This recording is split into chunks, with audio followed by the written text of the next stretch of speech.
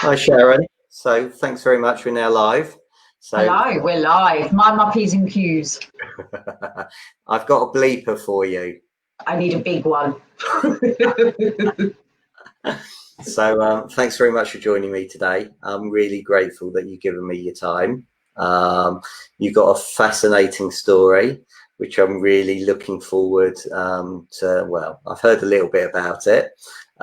We had a sneak preview, I think, Sunday week ago, when you were kind enough to come on with Andy and Neil Giller, who I know you are now best mates with. He makes So it's great having you on. So based in Wisbech, in Peterborough, near yeah, Peterborough. You've been an estate agent, had your own business for about 19 years. 19 years. Yeah. Is that right? So tell us a little bit about yourself, your journey, how you got into agency, and then I've got my tissues here at the ready. So if you are watching this now or on replay, I'll make it as humorous as possible. thank you. Hi, Andy Overman. Thanks very much for watching. Appreciate you joining us. And hopefully, Andy, you've passed the test today. So let us know. Okay, so Sharon, welcome. Thanks very much again. Please, tell us a bit about yourself and how you got into agency. Oh, well, I got into agency when I was at uni because I was always a bossy little cowbag, and I decided I wanted to be a teacher. So from the age of 4, I'd mapped out my life. I wanted to go into teaching and then become a school inspector. When I was at uni, Dad went blind. Mum had a brain tumour. So I came home for a period of time, and I came from a very sort of strict family, and I had to play mum for a while. And I grew up, and during that time, teaching was also changing. So it was I wasn't doing what I believed in. So when mum was better and I could go back, I announced at Christmas to mummy and daddy that I didn't want to go into teaching anymore. My dad was furious. I wanted to change courses. Dad was like, no, you're not going to be a student forever. So he said, you can get a job, Sharon. So I thought, right, you know what you like when you're that age.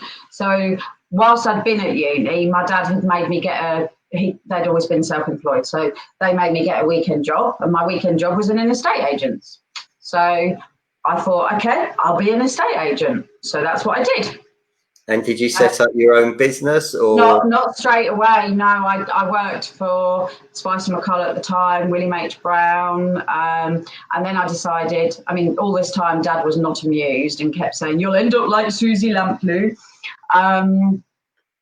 And I was seen as like that I'd failed because I should have done something respectable.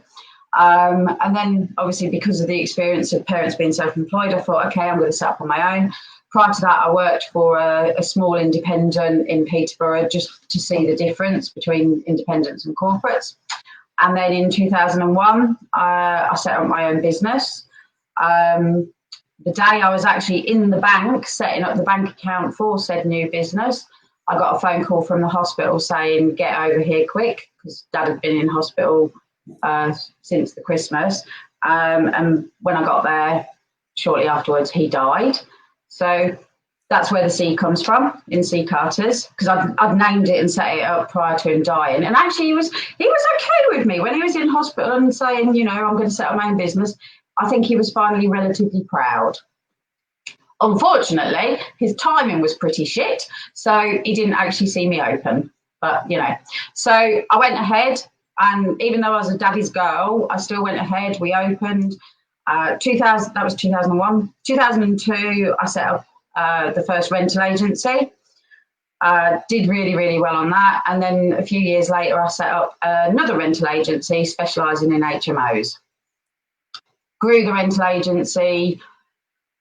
Basically, we were the largest rental agency in the area. Really, really successful. I worked my arse off 7 days a week. I think as a business owner, any small business owner is probably very good at this self-isolating thing, because I think we naturally do that. And so I just focused and was doing 7 days a week from like 5, 6 o'clock in the morning to 9, 10 o'clock at night.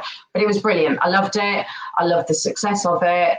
I was known as the ice queen. Nothing fazed me. I just got on with it. Then time went on, carried on being successful, kept being approached by corporates to buy the rental business because no one would knock us out of first place. And I kept saying no, kept saying, when I've got to X, then I'll sell. When I've got to X, and I just keep moving the goalposts for myself. During the last few years, I got back with an ex-boyfriend who had been my first boyfriend. He was a very damaged soul. I've now since worked out that the reason I got back with him was wrong reasons. But anyway, he had serious mental health problems, was addicted to prescribed painkillers and other medications, and then was also addicted to heroin. And I had to learn so much, and it was a whole new world, to be honest with you. I carried on running the businesses, and I was like literally like a machine, just like a robot. Nobody at work really knew what was going on, and I just got on with it. And I thought it didn't faze me. He tried to kill himself lots of times. He was quite psychotic, and it wasn't a very nice place. He stole from me, trashed the house, blah blah blah. So anyway. April the 14th, 2017, he achieved what he'd been looking to achieve, and he died. And it threw me big time. I think the grief, the guilt, because there was also a sense of relief that, you know, I wasn't going to have him camping out on my front driveway, jumping out on me or doing weird things or stealing from me or any of that kind of thing. So there's grief, there's guilt, there's sadness, there's anger at the system. And basically I lost the plot for a short while there. I hid away from the world. I made a very quick decision that I didn't want to carry on working in the way that I was. It did make me assess my life. I had put business over everything else, and it was detrimental. I feel I probably beat myself up because I think I could have done more to help him. And so I sold the rental companies. After a period of time of me just keeping away from people, not talking to people, just basically becoming a very different person, I then started working again. I then had to adjust to the fact that I had been at this point in my area, and now I was just the owner of a small estate agency that now hadn't got the benefit of the rental company to add to the business. So I just started working and actually going to appointments, which I hadn't done for years, because obviously suddenly I'd got a very small team and everything was different, really. But just started working again and making some progress. But without any real passion, if I'm honest. And then my mum had a brain aneurysm. So it's like, bang! That gave me some of my fight back, I think, because that was a good few months of fighting with the hospitals. After those few months, mum came out of hospital. We had to adapt again because it's different now. But luckily she's still here and she's amazing. Fantastic. And then just started working again. And by this time, I think I'd gradually started to get used to my new normal. And then COVID hit. So it's like, Jesus Christ, somebody doesn't like me very much. During COVID, though, whilst most people would say it's been awful, I think I found myself again. And I found a love for the industry. I got peace as to where my place is in the world. I did a lot of quite more emotional posts and more real posts on the business page as to how we were feeling as a company, as me, the person, because it was scary times. And I think I raised our profile again. But I think we started to be seen. I did lots of stuff for community and stuff. And actually the Guild, they did their live at ones. And actually for the first time for years, I actually felt like I belonged again. And that Guild thing, they probably don't realise the impact that they had on people. But I think it won't be just me that they will have helped. Because actually every day at 1 o'clock, because I didn't stop working throughout lockdown, but every day at 1 o'clock you were there, and there were lots of other business owners saying, actually, do you know what, this is shit. And I mean, I was doubly shit because, you know, I'd almost ruined my business, really. You know, I was almost having to start again from scratch. So, but it was really nice to be part of something. So yeah, but it's a difficult world out there, and I think that as business owners, it can be very lonely. I think as people, if we become business owners, we're very focused and channeled, and we take it all, and eventually it builds up, and it's just all too much. I think as business owners, we need to look out for the signs of your team.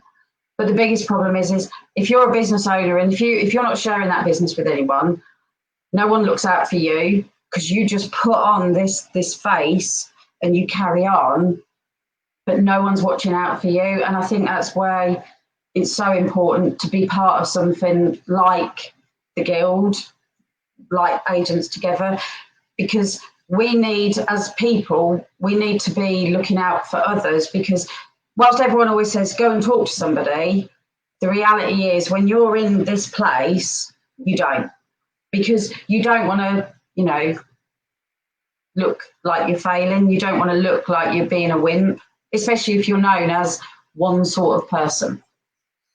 So I don't know what to say. I'm just grateful that you've come on here and you're sharing, you know, as Andy says, a really incredibly powerful and heartbreaking story. And, you know, some of the comments that are coming through now. So, you know, it's great. So thanks, Michelle, Chris, Hack, David, Anthony, Fran, for joining us. Please give Sharon loads of love. Give us some thumbs up, some likes and some hearts. Absolutely incredible story. So, you know, some of the things. So Chris, wow, Sharon, what a journey. Really reminds you that whatever you're going through, someone else is having a worse time. Well done. So powerful.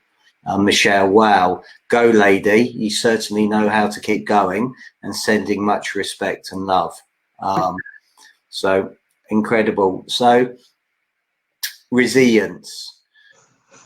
So obviously you had to be incredibly resilient, and thanks Jerry Lyons and Vicky for joining us as well. You know, I mean, look, I've been through some challenging things, you know, and we discussed off air what happened to my granddad, what happened to my dad. I'm not going to discuss what I'm going through at the moment, which is equally challenging as well, which some people know. But mindset. I mean, mindset is incredibly important. How have you stayed so strong with, you know, every single thing you have gone through and described? I think the reality is at one point I didn't, and I think that's the key factor, is that as human beings, and certain types of human beings, we are always seen as being the strong. So I'm always seen as the go-to person to resolve a problem. You know, my mum and my sister are exactly the same. You know, we're rock hard, but the biggest problem with that is at the point when I wasn't rock hard, it's really hard, because you just think, what the hell has gone wrong with me? Because I can deal with anything. Throw me anything, I can handle it. And then all of a sudden you can't. And that's actually the hardest challenge, because it's so against the norm of what people's expectations of you are, and actually more importantly, what your own expectation of yourself is. So if I'm honest, how? Well, we were brought up you know, in a certain way to just get on with it, in the words of Nike. But I think we have to be careful that sometimes we can't just get on with it, and it is okay to not be okay, as they say.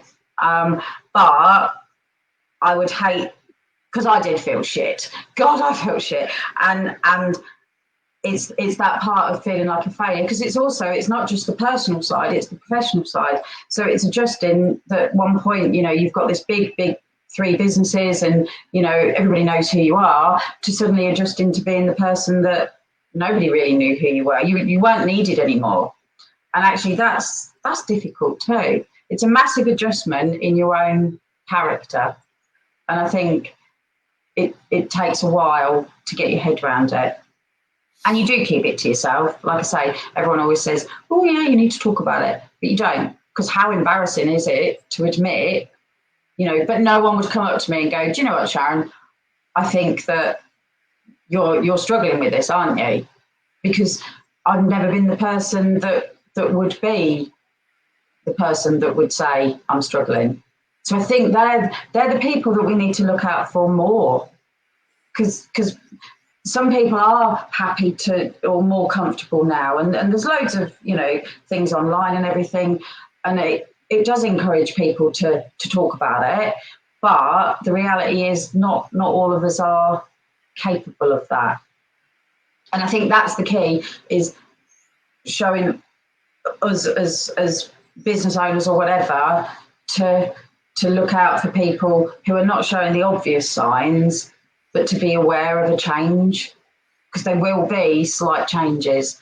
And, you know, from your team's viewpoint, you don't know what's going on at home all the time, because, you know, with someone who's using heroin, I'm not going to stand there and tell my staff that, because there is the stigma and judgment.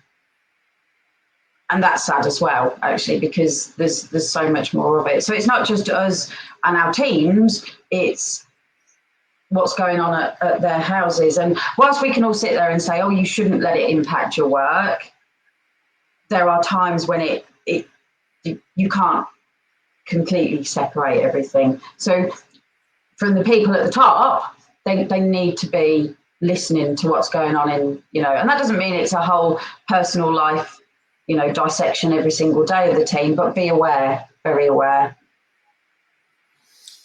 Okay, God, it's incredibly powerful. So again, you've got more comments. Jim Parker, thanks for joining. Owen, thanks for joining. Hello. We've got Louise watching, Mario watching, Graham watching. So you built quite an audience, Sharon. So for people... Jim's actually just said about leaning to burnout, and that is what hit me. Total burnout, professionally and personally. Total fucking exhaustion. Okay, so, you know, there's a lot of people that may be secretly going through everything that you've just said. You know, what would you suggest to them to go and do? Where can they get the help? I know you mentioned Agents Together, so thank you for that. I know obviously you mentioned the Guild. You know, so if there are people watching this and they're suffering in silence, you know, please don't, you know, get in touch with Agents Together. You know, look at there's loads of help, you know, companies out there, Alcoholics Anonymous, Drug Anonymous, whatever it is, gambling, whatever it is. But, you know, where would you suggest? I think what helped you? The first thing, if I'm really honest, is Mum having the brain aneurysm, because that gave me back some of my fight that I actually thought I'd lost. And that's a really sick thing to say, because obviously I wish you hadn't had it. But yeah, I think sometimes it literally is almost like a shock that shocks you back into reality. And again, what helps one person wouldn't help somebody else. Because so for somebody like me, who's always been like, bring on the fight, not that I'm going to go fighting Jerry Lyons and Chris Watkins right now. I'm not getting involved in that. But, you know, for me, it was that shock thing that said, come on, you know, but it still took me a long time. I've then focused all of my attention on Mum, and I still haven't got my passion for my business or the industry. I didn't give a shit about it, not at all. But I think everyone needs to have a belonging somewhere. So I would say from business owners, try and belong to some sort of group, whether it be industry related or whether it be like a networking related thing, because there will be people on the same level as you who will get it. And you'll be surprised, because for me, you know, to admit it in a town where everybody knows everybody, you know, for a start, I wouldn't walk through the town centre because you knew people were having a little gossip about you, because people don't understand it. So as soon as you mention addiction or suicide and death, people don't know how to handle it, particularly when it's those sort of subjects. So, and also, you know, from my perspective, there was a jealousy thing. So because I'd been very successful, and probably was quite, not arrogant to others, but arrogant in my kind of appearance, I suppose, as I strutted around, mostly because I was thinking, shit, where have I got to be now? But how I came across was probably more arrogant than I actually am. And so suddenly people were almost taking pleasure out of my pain. And we can sit there and say that people don't do that, but they do, without question. So you've got to just kind of definitely belonging to something. I would say everybody needs to be part of something, and it won't be just part of your branch or part of even a big company. It needs to be something external so that you can feel much more comfortable, and people will notice the difference in you much more. Because if someone had spoken to me in, say, the April when he first died, and then spoke to me 6 months later, but they didn't see me in the middle, they would see that actually I've gone downhill in my attitude and stuff. But because you surround yourself with this little network of people that you think are safe, but they know you almost too well, and they're not brave enough to challenge me or question me. I think there's so many Facebook groups now. You know, what I've noticed is there's so many agents out there that are collaborating. There's so many agents out there that want to help each other. There's so many agents out there that are making a wonderful difference, which is fantastic. And I think it's incredibly, maybe the wrong word, so I'm sorry, but I think it's incredibly brave of you to come on this and just talk about what you're talking about. And I'm sure there's going to be people watching this now or on replay, maybe even going through what you've been through, may even have been through it. They may not even know that they're going through it at the moment. And for you to come and share it and speak so eloquently and passionately. With the odd bleep. Well, you've been very good, actually. I've tried my best. I was expecting a lot worse. I've tried. But I think, you know, you're an incredible lady. Andy summed it up, amazing lady, simply amazing, which is absolutely fantastic. Can I come back to what you said? You got the passion back over COVID. You can relate. Sorry, Graham's just put, can relate to this. Thank you, guys. But you know what? Sometimes it doesn't. Okay, so what I've probably experienced is some of the extremes of life. But do you know what? Sometimes it can be the tiniest little thing that can send people almost over the edge of not knowing what to do and where to go. And we shouldn't, you know. I'd like people not to experience some of the crap that I have. I hope they never do.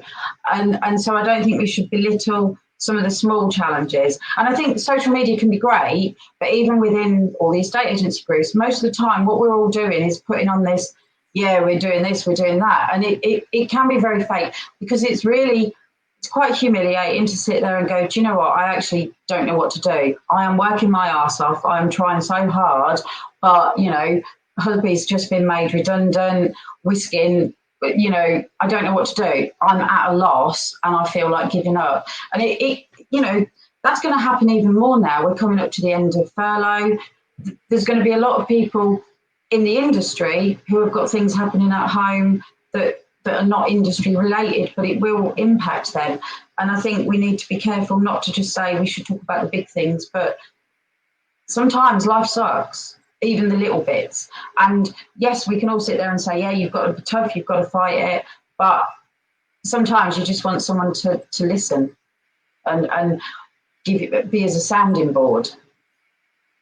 Or just to say, you know, sometimes you do need someone to say, I can sort it out, get out there and fight, you know, but you need to have that. And like I say, I just think we need to be careful not to focus on always the big things. It's the little things as well.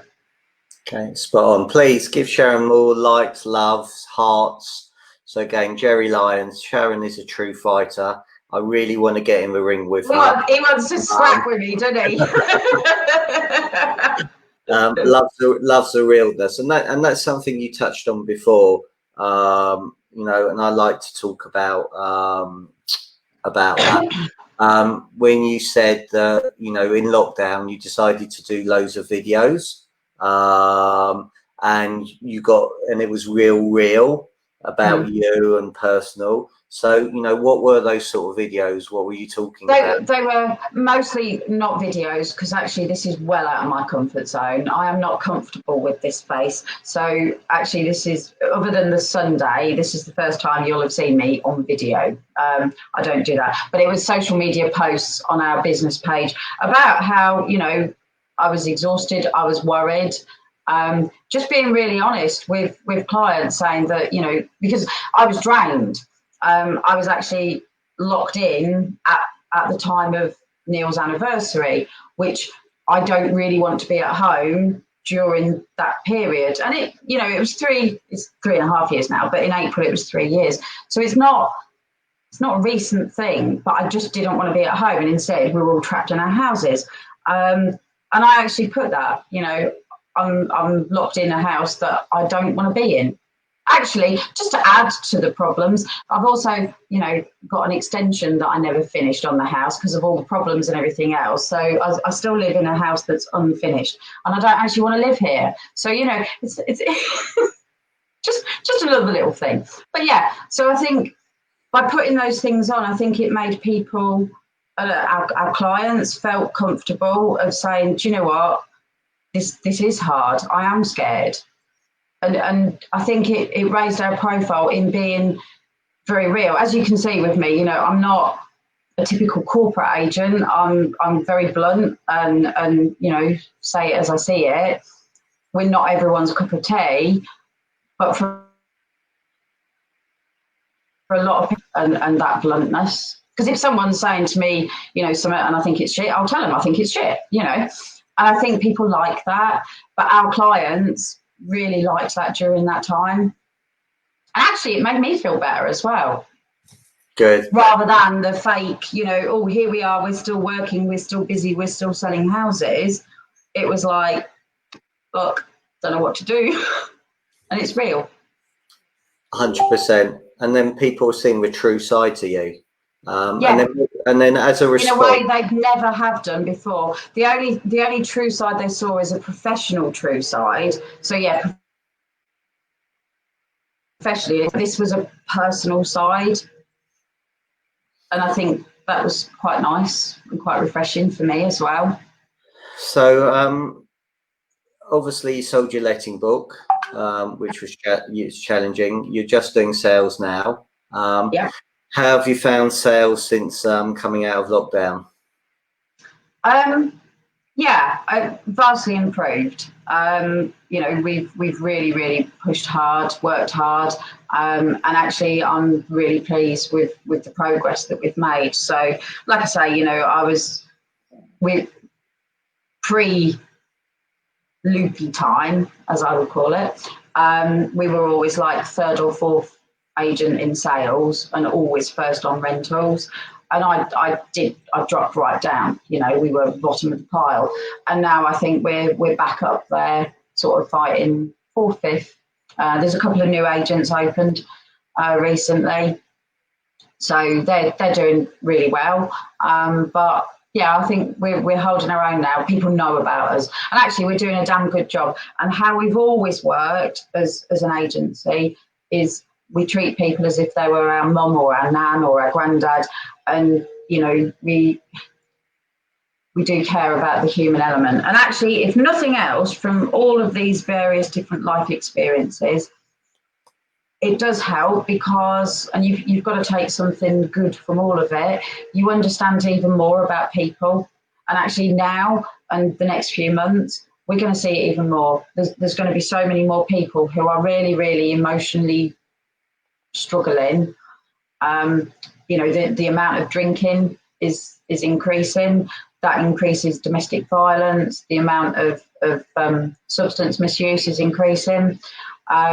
And that will have very real impacts on property owners. So we will see it in our industry. Even some of our own agents will be drinking more now, will be, you know, using drugs more now. And again, we need to learn from all these experiences to be able to help people. 100%. Couldn't agree more. And I think, you know, that's where Agents Together hopefully is, you know, coming in and making a difference. And I think you signed up to be a mentor, Yes. which is fantastic. So really grateful for that. And I know there's over 100 mentors now, which is incredible. And I think there's over 120 odd mentees as well that have reached out and are getting help.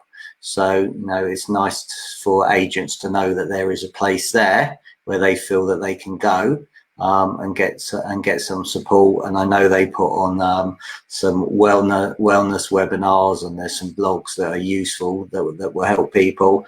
And I know you're looking into doing something which we won't speak about too much, which would definitely help people in the industry.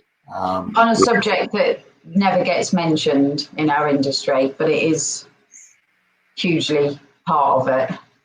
It is there. So what do you do to get out and learn and improve your skills and stuff like that? Well, you're a reader? Yeah, I don't read very much anymore. I'm still a workaholic, even though I'm supposed to have slowed down. I'm still a workaholic. I do listen to a lot of podcasts, and I do watch a lot of stuff on Facebook and stuff. The Guild is brilliant because they have lots of little trading things and stuff. But I like listening. I like real life. I like listening to people and watching people, and I love what's happening more and more in our industry is that agents are going to other agents in different areas and going into their. I saw Andy went to an agent, you know, and I think that's so good because it opens our eyes up to different worlds, because everywhere in the country we all trade slightly differently, don't we? And I think it's amazing, things like that. And none of that would have happened without COVID, I don't think. So suddenly we've become more open to learning, I think. I'm kind of, I like watching people. You learn a lot from watching. Can you recommend any good podcasts for the listeners, the viewers? Well, obviously, you know, the estate agency podcast. Obviously. Line that up perfectly for you. I like Simon Sinek quite a lot. I watch quite a lot of him. I'm a little bit of an old hippie, really, so I watch a lot and listen to a lot of stuff about. I'm also a conspiracy theorist as well, but we won't talk about that. But I listen. I try not to listen too much to, you know, the typical positive thinking. I'm not so into that, because I think if we focus too much on thinking positively about everything, I agree with a positive mental attitude, but not to the detriment of looking at your errors and improving on them. You know, sometimes there is shit, and no matter how you can, you know, try and paint it, it's still shit that we're going to have to go through. And just having a positive mental attitude is not going to make that be not shit. And I think that's where we need to be really careful that we don't dumb down on emotions and all emotions. So we are allowed to be angry, we are allowed to be sad and happy, but we need to have all of those emotions, and they're okay. So I watch a lot of stuff about mental health, but not in the old-fashioned sense of the word, and more of a new theory. Okay, so Chris agrees with you.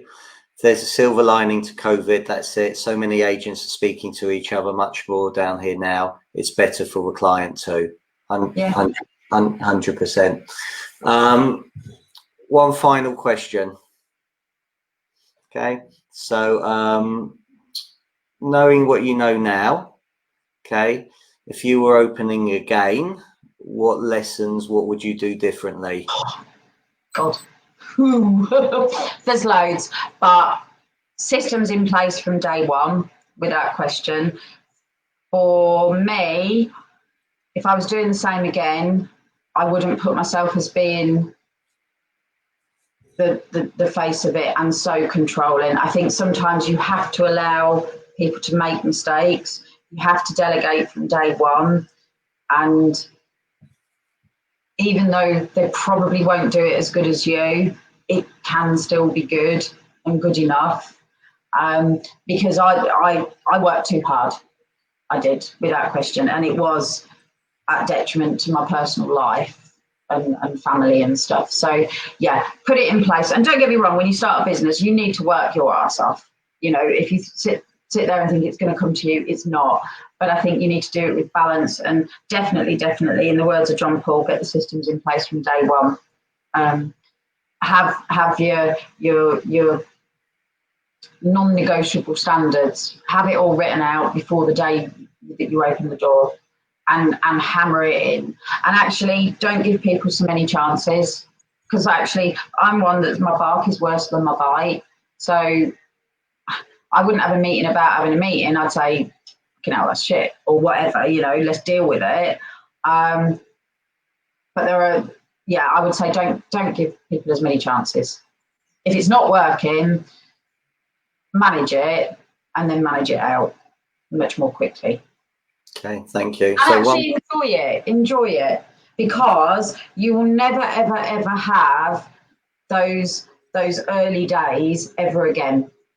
Even though I've had to sort of start from scratch almost, it's not the same as your opening day. So actually really, really enjoy it, and actually really focus now on being part of the community, because it will make a difference, 100%. Okay, one final question then. You lied to me. You said final. I know, but then you started bringing other things into the conversation. So I've got to ask the questions then. Non-negotiables. What would they be? Mostly about the standards of service, which sounds like such a cheesy, corny line, but actually, from my perspective, how I want my team, small as it is, to deal with clients is that you treat people as your family, not as a client. And actually that is my number one thing, because this is hard work. It's very intense at the minute with the amount of calls and everything, but never, do things that way you can go to sleep at night, help people, be part of their life, and remember that it is really, really, really, a massive thing moving home, and just care, and within that, your vendor contacts and all that kind of stuff, but that all comes underneath actually genuinely caring. That's my thing, because I think if you get that right, actually everything else follows through. So am I allowed to ask you one more question? Go on then. As it's you. And you're so lovely. Thank you. So community, I totally agree. I think it's massive being part of a community, more so than ever before. So what sort of things are you doing to make a difference in your community, please? We do, in actual fact, although my whole journey is changing, and I'm adapting and closing chapters of my life. So I'm actually moving office premises in November, which will be a positive thing for me. But up until then, when I sold the rental company, I invited a homeless group to come into part of my office, because I had this fucking great big office that I didn't need anymore. And some people were very, very negative about me doing that. Oh, you know, you're not going to have anyone coming in because you've got homeless people going in there. But having seen the world of addiction, mental health and all that, it does open your eyes up to the real plights of people who are homeless and what they go through. And I put that as a priority because it's about human beings over what some handful of people would think about it as being bad for business, and I didn't care. And do you know what? This group of people that are in the building that I'm in, they're amazing. The stuff that they've done, and actually what they did over COVID was amazing. And I think what it actually did, from my business perspective, I brought the problem of mental health, substance misuse, homelessness to the high street. And instead of hiding it away down some back street as if these are people that don't matter, it actually brought it to the high street to say, do you know what, this is very real, and actually it can impact any of us. And these people, some of them are amazing. The stories, if you spoke to them, you'd need more than the tissues that you've got now. And I think that's made a massive difference. And actually that particular group have made such a huge difference to our community. So, you know, I'm really pleased that I went, fuck you, to the people who thought it was a bad move and looked at the human side. Sharon. I also wish I'd been part of the community throughout my time of running the businesses to the level that I did. That was definitely a mistake, because I think if I hadn't been, I probably wouldn't have felt so uncomfortable after everything happened. I think people would have known me more. So that's another reason, if they're opening a business now, definitely be part of it. You have been the most honest, wonderful, incredible, inspirational, amazing guest. I'll go red now. You get embarrassed. You wouldn't. What you shared is absolutely incredible, and I'm really grateful that you've come on here and you shared your story, because I'm sure it's not easy to, as you said, this is only the second time you've done it. So I think it's absolutely incredible. I'm sure your story is going to resonate with loads and loads of people that are watching this, or they know people that are going through it. So incredible. Thank you so much. Really grateful for your time. Thank you. I'm really grateful for you sharing your story. Being dead serious, if anyone is having any of those issues, at home or themselves or whatever, they are always welcome just to message me or whatever. I will help where I can, because it is very lonely. Thank you. How would people get hold of you? They can message me on Facebook, or you can, you've got my mobile number, I think, haven't you? Yeah. You want to give everybody out your mobile number? I don't mind. Go on. Do you want me to? Yeah. It's up to you. I don't mind. Or they can just message me, or they can email me at sharon@ccartersestateagents.com. Okay, there you go. Chris Stevens. Thanks, Sharon. That was absolutely amazing. So everybody, thank you so much for watching today, or if you're watching on replay, thank you. If you feel that there's any of your colleagues that can benefit from watching it, please tag them in. Send them a link to this, because I think what Sharon's been through and what she shared today is so powerful and so inspiring. And you just, you wear your heart on your sleeve. You're incredibly real, and it's fantastic to see.